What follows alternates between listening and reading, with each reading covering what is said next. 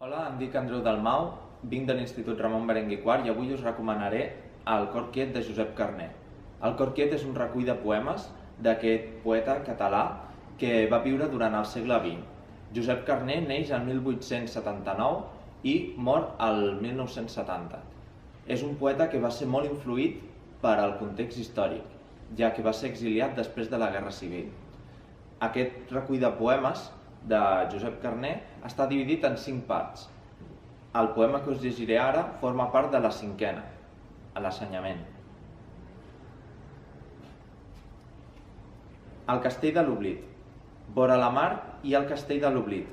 Jo hi vaig bugant en una nit serena i cau el doll d'aquesta lluna plena, damunt sos dracs i lleons de granit.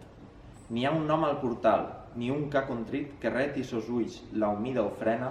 El gran portal vers una nit ens mena, sorda, a misbal, petrificada nit. És, però, de bell grat que vers la rada angular vagi bugant. L'aura és calmada, i em diu de sobte alguna estranya veu.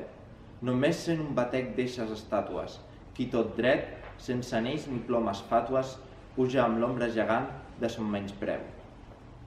Us animo a llegir Josep Carner.